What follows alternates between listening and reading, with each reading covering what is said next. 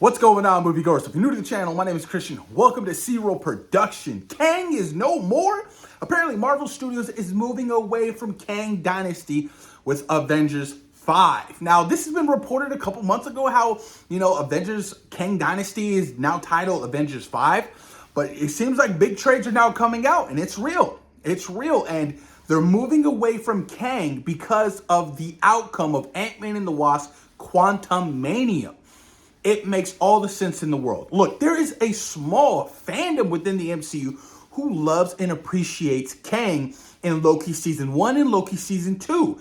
But Quantumania, you guys, a lot of fans felt slighted. A lot of fans felt so, displeased with his appearance in that movie, getting beaten by the Ant family. This is your next big bad villain, and you have him lose in his first appearance in a movie? What are you thinking? That is just, it is not smart at all. Like, oh, if the Ant family can beat, Kang, well, everybody else can, right? Like, it's so mind-boggling to me that Kang defeated Thor, the one with the hammer. Come on now. You got beat by Ant-Man and the Wasp. No, you did not defeat Thor. You know what I mean? It was such a big mistake.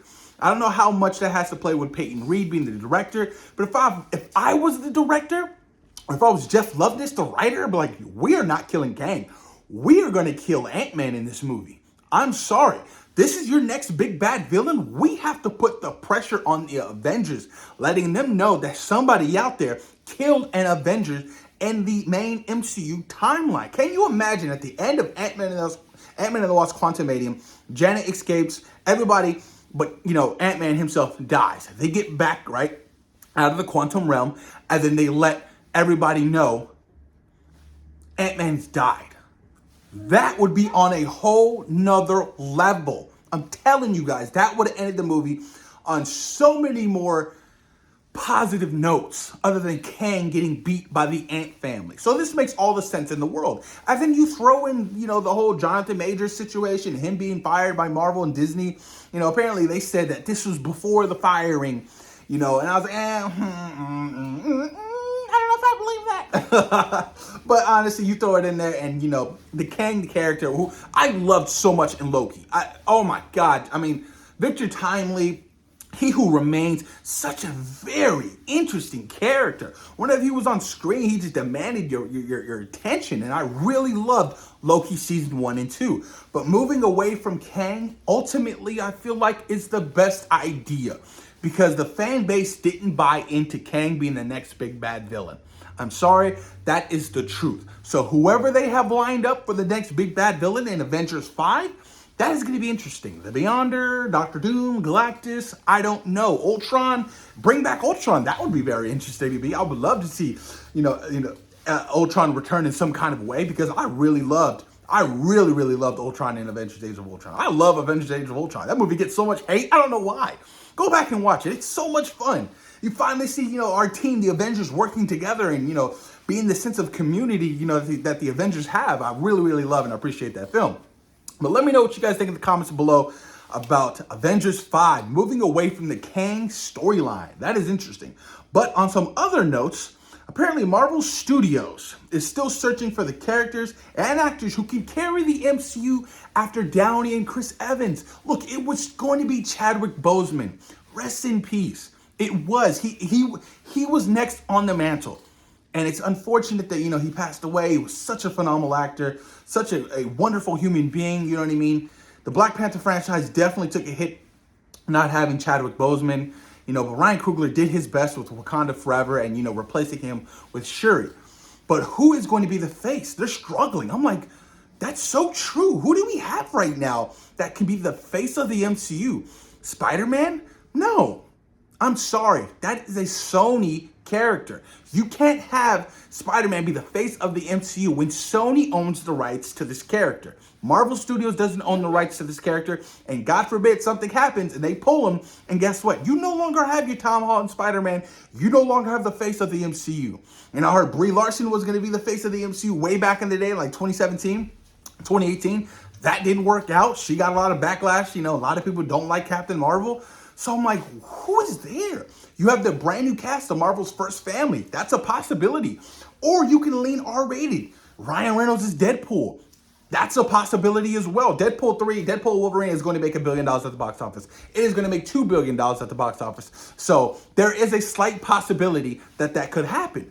But I'm like, oh, Blade, Moon Knight, She-Hulk, Miss Marvel, the new Captain America. Captain America, Sam Wilson hasn't showed up since his own show. He's Captain America. Hey, what are you doing? Go sit down. He is Captain America. And it baffles me that we still don't have that foundation of building Sam Wilson up as the new Captain America. It frustrates me to the T. Who else? You have Kate Bishop, you know, the supernatural characters, or Blade, a Werewolf by Night. The Guardians of the Galaxy are no longer there. There's a whole fresh group. You know, Doctor Strange is a possibility, but they struggle with this problem of who being the face of the MCU moving forward. I honestly want to know you guys' thoughts and opinions. I think you go with the Fantastic Four and the X-Men moving forward as the face of the MCU moving forward. That is my pick. I think, you know, that is how you replace a Chris Evans and a Robert Downey Jr. I mean, because they were top tier. I mean, come on, man. Face of the MCU for 10 years, and it was great. I loved it. But moving forward, so we got a small little update on the Thunderbolts. So TheBear showrunner Joanna Calo is working on the Thunderbolts script. Reportedly, and this is what it states, reportedly centers on villains and antiheroes going on a mission that was supposed to end with their death. Filming begins in March, literally like a week and a half. So you're telling me that everything's on the table? People can die on this Thunderbolts team? Bucky Barnes, you're gonna kill Bucky Barnes? I doubt that. But, you know, maybe the Red Guardian dies. That's a possibility. Yelena, doubt that. You have Ghost, U.S. Agent. I don't think you kill U.S. Agent, but I'm like, okay, so this is Marvel's Suicide Squad. This is what that officially is. But, you know, I like that because now they are higher risk. There are things at stake, and that is what a lot of fans complain about when we talk about the MCU. There's no stakes. There's nothing to ride on. There's nothing to gamble. What's going to happen? They're so safe in their little cocoon. But that is an interesting thing. Still waiting on the Thunderbolts, you guys. I'm excited for it. You know, I like the cast. I like the team. I like the lineup. So I'm still hoping that Barry Zemo shows up because I love me some Zemo. But, you know, I'm pumped for the Thunderbolts. Hopefully we get more of an update sometime soon. I know that they casted the Sentry. You know, a lot of fans are excited to see the Sentry in the MCU. And a very overpowerful character who can take on the Hulk. It's going to be interesting to see how they dumb down his powers moving forward. And then a small update on the Fantastic Four. So Eric Pearson is polishing the script for the Fantastic Four. He previously worked on ThorRagnarok and BlackWidow. Filming begins this summer. Fine, I'm cool with that. Do what you got to do with the script. Make it top notch. I feel like Fantastic Four has to be a top 5, top 7 MCU movie to really succeed. You got to get the fans behind the Marvel's first family in this core cast. This is so extremely important moving forward. Fantastic Four has to succeed. It has to succeed. And we just talked about people being the face, characters and actresses being the face of the MCU.